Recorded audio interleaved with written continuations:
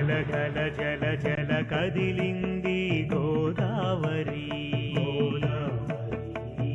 పుష్కర శోభతో పిలిచింది గోదావరి ఆంధ్ర ప్రాంతమే ఆవాసం దక్షిణ గంగ గమన కోసం గల గల జల జల కదిలింది గోదావరి పుష్కర శోభతో పిలిచింది గోదావరి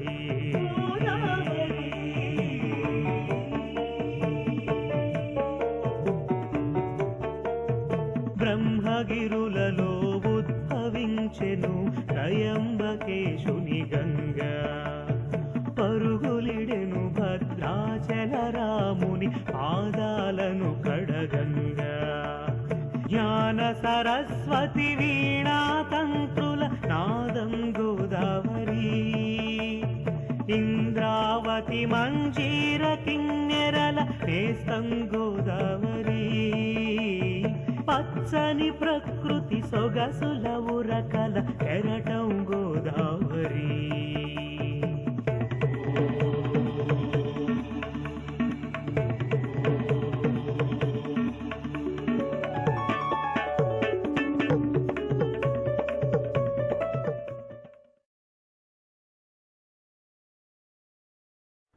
పరమపావన పంచవటీ క్షేత్రమైన నాసిక్ పట్టణానికి సుమారు 10-12 కిలోమీటర్ల దూరంలో పాండవ్ లేని అని స్థానిక భాషలో పిలిచే పాండవుల గుహలు ఉన్నాయి.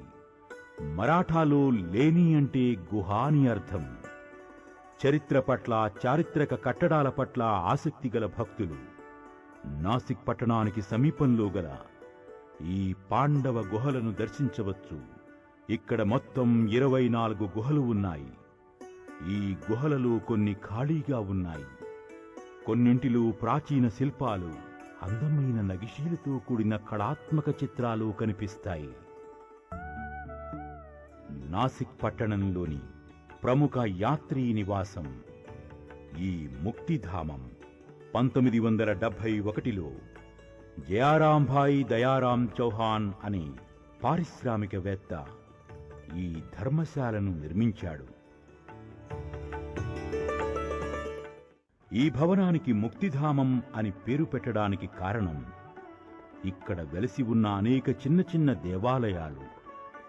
సంకటమోచక హనుమాన్, సీతారామలక్ష్మణులు, శ్రీ లక్ష్మీనారాయణులు, అమలిన ప్రేమకు చిహ్నాలైన రాధాకృష్ణులు, భక్త మీరాబాయితో పాటు కలియుగ ప్రత్యక్ష దైవమైన శ్రీ వెంకటేశ్వరుణ్ణి ఇక్కడ దర్శించవచ్చు.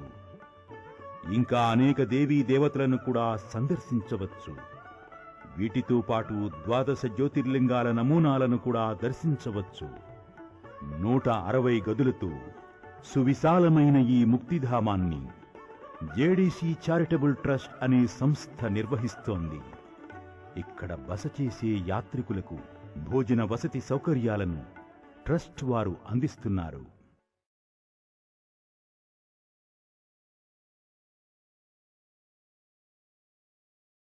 గోదావరి గోదావరి గోదావరి గోదావరి. బ్రహ్మగిరి తనయ గౌతమ ఋషి తపోజనిత అయిన పరమపావన గోదావరి నదీ తీరం యుగ యుగాల నుండి భారతీయ ఇతిహాస ఘట్టాలకు వేదికగా విలసిల్లుతోంది.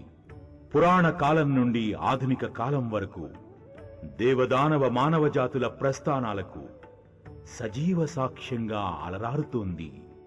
ఈ మహాగోదావరి దక్షిణ గంగగా ఖ్యాతికెక్కిన ఈ నది ఇరు తీరాల పొడవున ఎన్నెన్నో పవిత్ర క్షేత్రాలు, పావన దేవాలయాలు, గురుపీఠాలు నెలకొని ఉన్నాయి. ఆ మహిమాన్విత స్థలాల సందర్శన సమాహారమే ఈ గోదావరి తీరంలోని పుణ్యక్షేత్రాలు.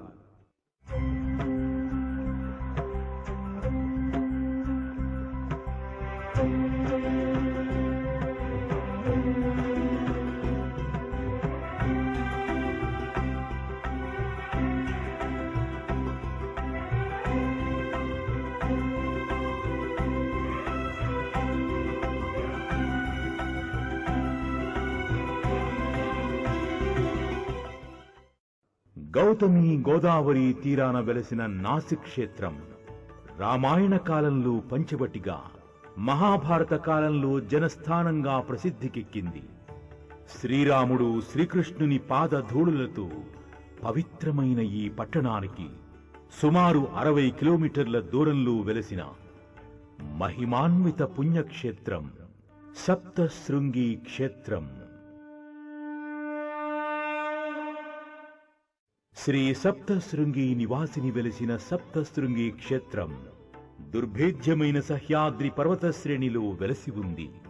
పశ్చిమ కనుమలలో ప్రముఖ భాగమైన సహ్యాద్రి పర్వతాలు వివిధ ఆకృతులలో చూపరులకు ఆశ్చర్యాన్ని కలిగిస్తాయి. నాసిక్ పట్టణం నుండి సప్తశృంగికి వెళ్లే మార్గంలో ఇరువైపులా అనేక పర్వతాలు కనిపిస్తాయి. కొన్ని వేల అడుగుల ఎత్తున కలిగిన ఈ పర్వతాలు చిత్ర విచిత్రమైన ఆకృతుల్ని కలిగిన శిఖరాలతో అత్యంత ఆశ్చర్యాన్ని కలిగిస్తాయి. ఒక్కొక్కసారి పెట్టని కోటల్లాగా, ఒక్కొక్కసారి ఘనీభవించిన సముద్రపు అలల్లాగా కనిపిస్తాయి. ఈ పర్వత శిఖరం అలనాడు మొసలితో తలపడిన గజేంద్రుణ్ణి గుర్తుకు తెస్తుంది.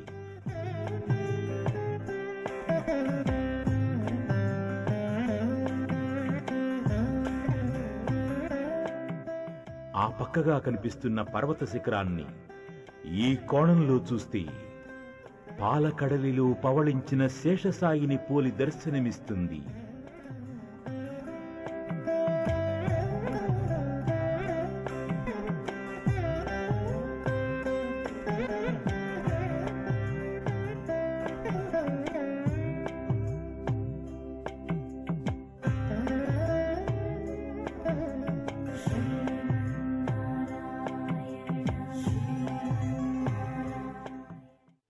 రమణీయము కమనీయము అయిన సప్తశృంగి ప్రయాణం ఎన్నెన్నో ప్రకృతి అద్భుతాలను చూపరులకు పరిచయం చేస్తూ సాగుతుంది.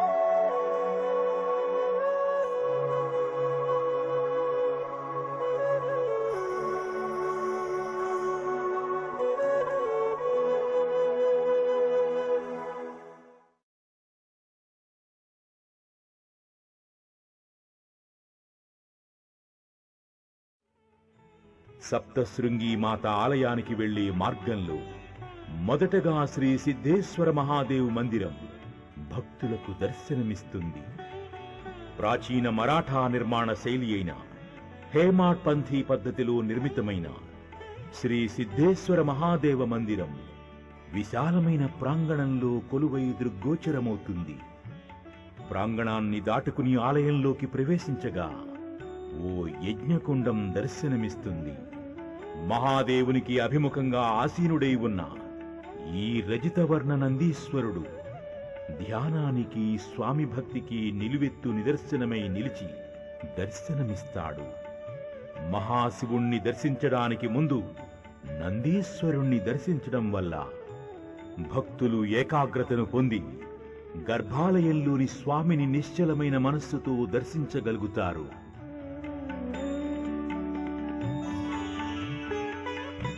విశాలమైన నేత్రాలతో చిరునవ్వును చిందిస్తున్నట్టుగా మలచబడిన నందీశ్వర దర్శనానంతరం ఆలయ అంతరాళంలోకి ప్రవేశిస్తారు భక్తులు. అంతరాళ ద్వారానికి ఇరువైపులా పద్మాసనస్థుడైన మార్కండేయ ఋషి, విఘ్న నివారకుడైన వినాయకుని విగ్రహాలు దర్శనమిస్తాయి. మనోహరమైన అంతరాళాన్ని దాటి వెళ్తే శ్రీ సిద్ధేశ్వర మహాదేవుడు కొలువై ఉన్న గర్భగృహం దర్శనమిస్తుంది. ఈ గర్భాలయంలో అద్భుత విగ్రహ అమరాధీశ్వర అగణిత గుణగణ అమృత శివ అంటూ శివాక్షరమాలా స్తోత్రం వర్ణించే విధంగా శ్రీ సిద్ధేశ్వర మహాదేవుడు త్రిపుండ్రాలతో త్రినేత్రంతో నేత్రానందంగా దర్శనమిస్తాడు. చతురస్రాకారపు పానమట్టంతో, శిరస్సుపై గంగమ్మతో, నాగపణిఛాయలు సర్వప్రియుడు, మంగళమూర్తి, మహేశుడు అయిన సిద్ధేశ్వర మహాదేవుని దర్శనంతో భక్తి పరవశులవుతారు భక్తులు. ప్రతి సంవత్సరం శ్రావణమాసంలో శ్రీ సిద్ధేశ్వర మహాదేవుని విశేష ఉత్సవాలను నిర్వహిస్తారు.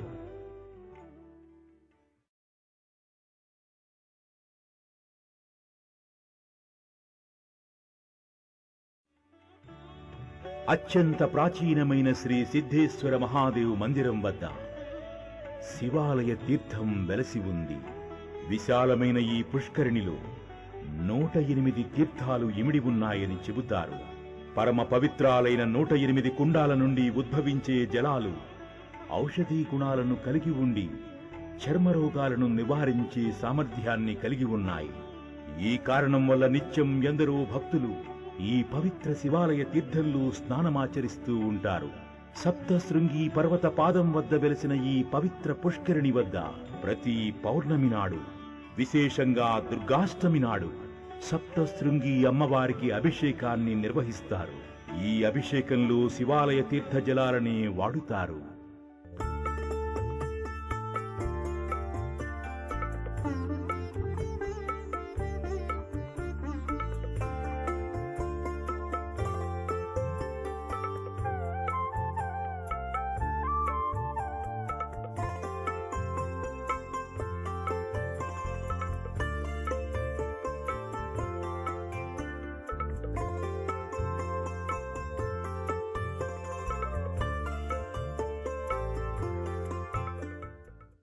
విశిష్టమైన శివాలయ తీర్థం ఒడ్డున ఛత్రపతి శివాజీ ఆధ్యాత్మిక గురువైన సమర్థ రామదాసు స్థాపించిన హనుమంతుని ప్రతిమ కొలువై ఉంది.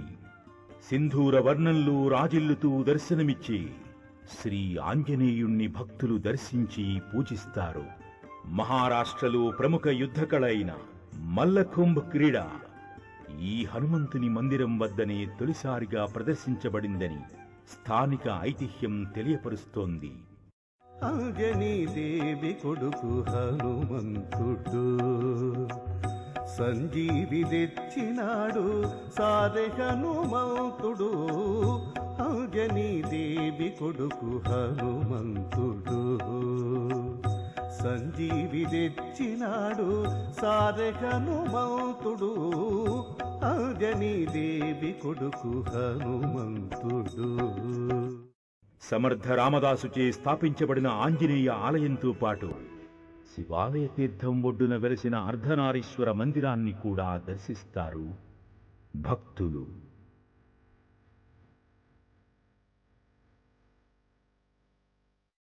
ప్రాచీన సిద్ధేశ్వర మహాదేవ్ మందిరం ప్రక్కనే ఇష్టాపూర్తి కుండ్ దర్శనమిస్తుంది. ఇక్కడ నీటి అడుగున ఉంచిన మట్టి కుండలోకి నాణాలను విసురుతూ కనిపిస్తారు భక్తులు. భక్తులు విసిరిన నాణ్యం ఆ కనపడుతున్న మట్టి కుండలో పడితే వారి ఇష్టార్థాలు నెరవేరుతాయని నమ్మకం ఉంది. ఇందువల్లనే ఈ కుండాన్ని ఇష్టాపూర్తి కుండమని పిలుస్తారు.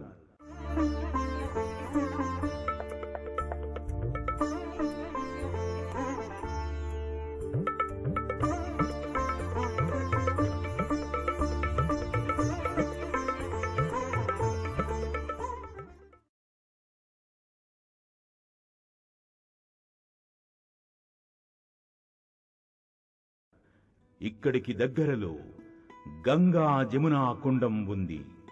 దీనిని బాగాకుండ్ అని కూడా పిలుస్తారు. ఈ గంగా జమునా కుండ్కు ఓ ప్రత్యేకత ఉంది. సప్తశృంగి పర్వతం పైన గల 108 పవిత్ర కుండాలలోని జలాలు ఈ కుండంలోకి వచ్చి చేరతాయి. ఈ కుండం ప్రక్కనే మరో 2 తీర్థాలు ఉన్నాయి. ఈ 3 కుండాలు ఒకదానితో ఒకటి అనుసంధానించబడి ఉన్నాయి. ఒక కుండంలోకి అధికంగా నీరు చేరితే ఆ నీరు మిగతా కుండాలలోకి ప్రవహించే విధంగా ఏర్పాటు చేయబడి ఉంది. ఈ విధంగా ఈ కుండాలలో నీటి స్థాయి అన్ని కాలాల్లోనూ ఒకే స్థాయిలో ఉంటుంది. పశుపక్షాదులకు మానవులకు సర్వకాలాలలోనూ నీటి వసతి అందుబాటులో ఉండాలనే సదుద్దేశ్యంతో పూర్వీకులు ఈ ఏర్పాటును చేశారు. మహాభారత కాలం కంటే పురాతనమైనదని భావించే ఈ గంగా జమునా కుండం నుండి ప్రక్కనున్న కుండంలోకి నీరు పారడానికి చేసిన ఈ ఏర్పాటు ఆశ్చర్యాన్ని కలిగిస్తుంది. మన పూర్వీకులు భావితరాల పట్ల చూపించిన అభిమానానికి, వారి హితదృష్టికి నిలువెత్తు నిదర్శనంగా నిలుస్తుంది ఈ గంగా జమునా కుండం.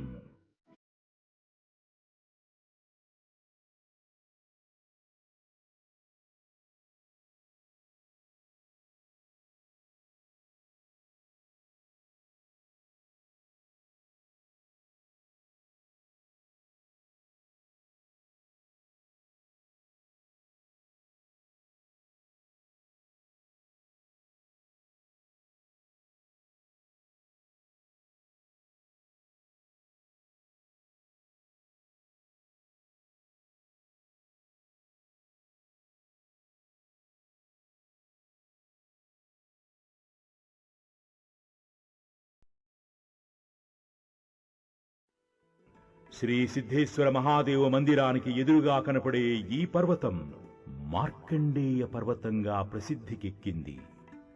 మరాఠాలో ఈ పర్వతాన్ని మార్కండేకా డోంగర్ అన్న పేరుతో పిలుస్తారు. తాపసోత్తముడైన మృకండ మహర్షికి పుత్రునిగా శివానుగ్రహంతో జన్మించిన మహానుభావుడు మార్కండేయుడు. కేవలం 16 సంవత్సరాల ఆయుష్యును కలిగిన మార్కండేయుడు అనన్య సామాన్యమైన శివభక్తితో చిరంజీవిగా మారాడు.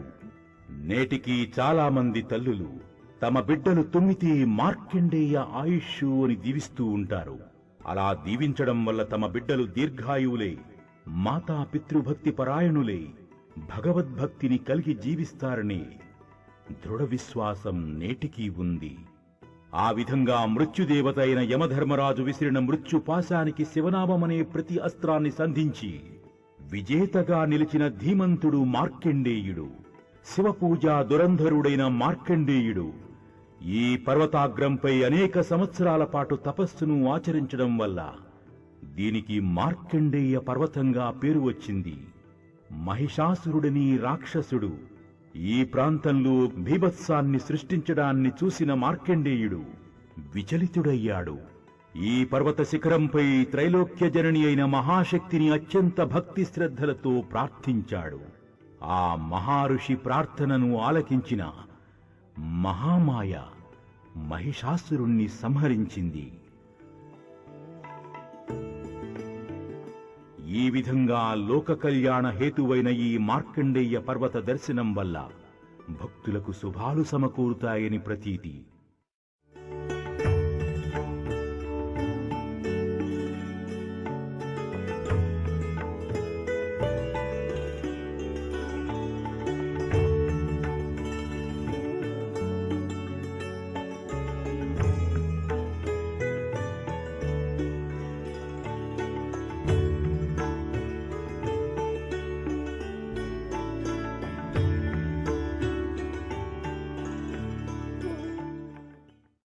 సప్తశృంగి మాతను దర్శించడానికై వచ్చే భక్తులు శ్రీ సిద్ధేశ్వర మహాదేవుణ్ణి, మార్కండేయ పర్వతాన్ని తప్పక దర్శిస్తారు. శివాలయ తీర్థంలో పవిత్ర స్నానాలను ఆచరించి శ్రీ సిద్ధేశ్వర మహాదేవ మందిరంలో సర్వలోక శుభంకరుడైన పరమశివుణ్ణి దర్శించిన అనంతరం భక్తులు శ్రీ సప్తశృంగి నివాసిని వెలిసిన ఆలయ దిశగా కదులుతారు.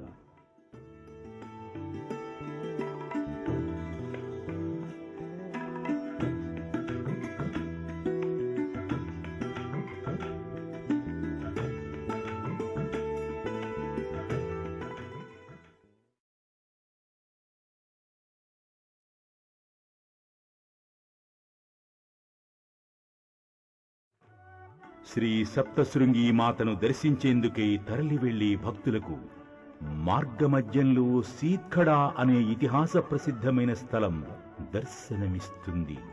పూర్వం సంతానం లేని ఒక భక్తురాలు సప్తశృంగి మాతను దర్శించి పుత్రభిక్షను వేడుకుంది. అనన్య భక్తితో ప్రార్థించే భక్తుల పట్ల అపూర్వమైన కరుణను ప్రేమను వర్షించే చల్లని తల్లి అయిన అమ్మవారి అనుగ్రహంతో ఆ భక్తురాలికి పిల్లలు కలిగారు. సప్తశృంగి మాత అనుగ్రహంతో జన్మించిన బిడ్డలను తీసుకుని అమ్మవారి దర్శనానికై ఎద్దుల బండితో బయలుదేరింది ఆ భక్తురాలు. పుణ్యధామమైన సప్తశృంగి పర్వత శ్రేణిని ఎద్దుల బండిలో అధిరోహించిన ఆ భక్తురాలు ఈ ప్రాంతం వద్దనే బిడ్డలు బండితో సహా ఆ క్రింద కనపడుతున్న లోయలోకి దూకింది. తన కోర్కెను తీర్చిన సప్తశృంగి అమ్మవారి పట్ల కృతజ్ఞతా సూచకంగా ఇలా చేసిందని చెబుతారు స్థానికులు.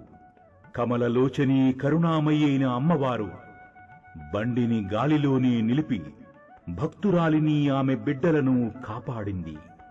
భక్తురాలు దూకించిన ఎద్దుల బండిని వాయుమార్గం ద్వారా అదిగో అక్కడ కనపడుతున్న గ్రామం వైపుగా మళ్లించింది అమ్మవారు. సప్తశృంగి మాత వరప్రదాతృత్వానికి, అనుగ్రహ వైభవానికి, కరుణా హృదయానికి నిదర్శనంగా ఈ ప్రాచీన కథను స్థల పురాణం వివరిస్తోంది.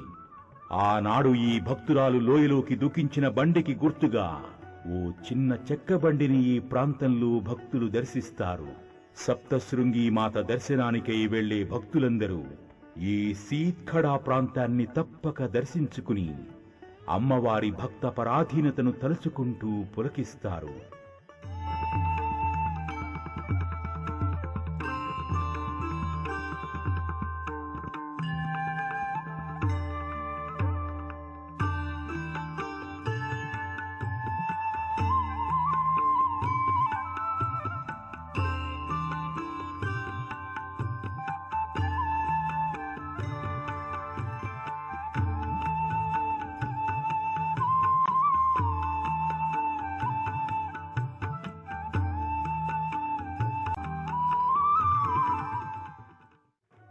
శ్రీ సప్తశృంగి మాత వాత్సల్యానికి పెట్టింది పేరైన సీత్ఖడా ప్రాంతం నుండి ముందుకు సాగే భక్తులు వింధ్య పర్వతాలలో నివసించి ఆదివాసీలు కొలిచే సాతీపైరీ మందిరాన్ని దర్శిస్తారు. రహదారికి ప్రక్కనే నిర్మించబడిన ఒక చిన్న మందిరంలో సింధూర రంజితమైన కొన్ని శిలలు కనపడతాయి. ఈ శిలలను సాతీపైరీ అనే నామధేయంతో కొలుస్తారు ఇక్కడి ఆదివాసీలు. సాతీపైరీ వంటి దేవతల ఉల్లేఖనలు వేదాలు, పురాణాలలో లేనప్పటికీ ఆయా దేవతల ఉపాసనను నిరోధించకుండా ప్రోత్సహించిన సద్గుణం ఒక్క సనాతన సంస్కృతికి మాత్రమే ఉన్నది. సనాతన ధర్మంలోని అద్భుతమైన మానవీయ కోణాన్ని ఇటువంటి ఆదివాసీ దేవాలయాలు నిరూపిస్తాయని అంటే అతిశయోక్తి కాబోదు. ప్రకృతి శక్తులకు ప్రతీకలైన ఈ సాతీపైరీ ఆదివాసీ దేవతలకు నమస్కరించి ముందుకు సాగుతారు భక్తులు.